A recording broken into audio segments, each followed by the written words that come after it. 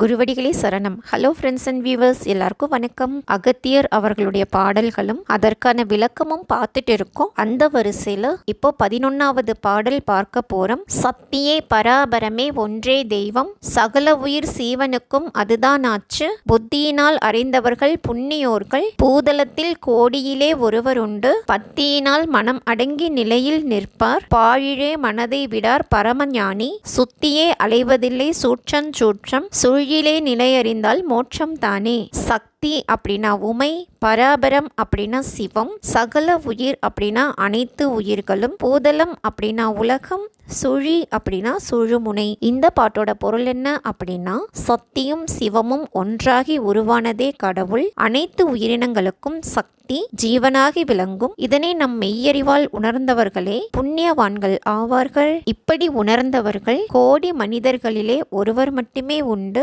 அவ்வாறானவர் பக்தியால் உள்ளம் ஒடுங்கி இறை நாட்டத்திலேயே இருப்பார். பயனற்ற வகையில் மனதை செலுத்த மாட்டார். ஞானி அனைத்து இடங்களிலும் இறைவனை தேடி அலைவதில்லை. தன்னிலே காண்பது சூட்சமமாகும். சுழுமுனை நாடியின் தன்மையை அறிந்தால் வீடு பேறு அடையலாம். அப்படிங்கிறது தாங்க இந்த பாட்டோட பொருள்.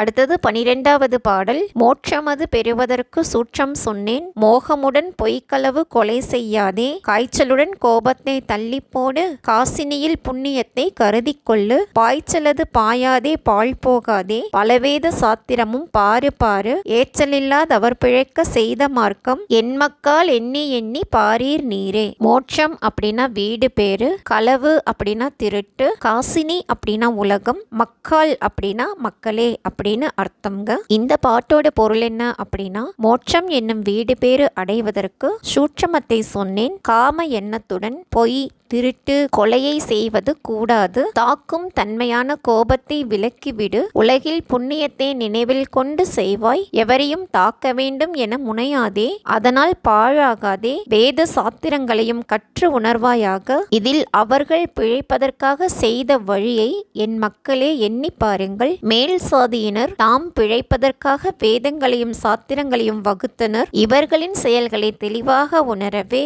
வேதங்களையும் சாத்திரங்களையும் கற்று உணர வேண்டும் அப்படின்னு சொல்லியிருக்காரு அகத்தியர். இதுதாங்க இந்த பாட்டோட பொருள். அடுத்தது 13வது பாடல். பாரப்பா 4 வேதம் 4ம் பாரு, பற்றாசை வைப்பதற்கோ பிணையோ கோடி, வீரப்பா ஒன்றொன்றுக்கு ஒன்றை மாறி, வீணிலே அவர் பிழைக்க செய்த மார்க்கம், தேரப்பா தெருத்தெருவே புலம்புவார்கள், தெய்வநிலை ஒருவருமே காணார் காணார், ஆரப்பா நிலை நிற்க பேராரையோ, ஆச்சரியம் கோடியிலே ஒருவன் தானே. 4 வேதம் அப்படின்னா 4 வேதங்கள். அது நம்மளுக்கு தெரியும். ரிக், யசூர், சாமம், அதர்வனம் அப்படின்னு. மார்க்கம் அப்படின்னா வழி. ஸோ இந்த பாட்டோட பொருள் என்ன அப்படின்னா, பாரப்பா 4 வேதங்களை 4 சாதியையும் பாரு, அதன் மீது நாம் பற்றி விரும்பவே புனையப்பட்ட நூல்கள் கோடியாகும். ஒவ்வொரு புனைப்பையும் மாற்றி வீணே அவர் பிழைப்பதற்காக சோடித்த வழியாகும். இதை வீதி வீதியாக புலம்புவார்கள். இதன் மூலம் பக்குவம் பெறுபவர் யார்? ஒருவரும் இல்லை. இது விந்தையானது. இதை கோடியில் ஒருவரே உணர்வார்கள் அப்படின்னு சொல்லியிருக்காரு. அடுத்தது 14வது பாடல். ஒருவனின்றே தெய்வத்தை வணங்க வேணும், உத்தமனாய் பூமிதனில் இருக்க வேணும், பருவமதில் சேறு பயிர் செய்ய வேணும், பாழிழே மனதை விடான் பரமஞானி, திரிவார்கள் திருடரப்பா கோடான கோடி, தேசத்தில் கல்லரப்பா கோடான கோடி, வருவார்கள் அப்பனே அநேகம் கோடி, வார்த்தையினால் பசப்புவார் திருடர்தானே. உத்தமன் அப்படின்னா நல்லவன், பாழில் அப்படின்னா வீணில், கல்லர் அப்படின்னா திருடர், பசப்புவார் அப்படின்னா ஏமாற்றுவார் அப்படின்னு அர்த்தம். இந்த பாட்டோட பொருள் என்ன அப்படின்னா, இறைவன் ஒருவனே அப்படின்னு வணங்க வேண்டும், நல்லவனாக மண்ணிலே வாழ்க்கையை நடத்த வேண்டும், தீய வழியில் மனதை செலுத்தாமல் மேன்மையுடன் விளங்க வேண்டும், தக்க பருவ காலத்தில் நெல் பயிரிட வேண்டும், திருடர்கள் பொருளை அபகரித்து செல்ல கோடிக்கணக்கில் அலைவார்கள், இத்தகைய திருடர்கள் கோடான கோடி பேர் நாட்டில் இருக்கின்றார்கள், இத்தகையவர்கள் உன்னிடம் வந்து பசப்பு வார்த்தைகளை பேசி பொருள் பறிப்பார்கள், அவர்களிடம் நீ எப்பொழுதும் விழிப்புடன் இருப்பாயாக அப்படின்னு சொல்லியிருக்காரு.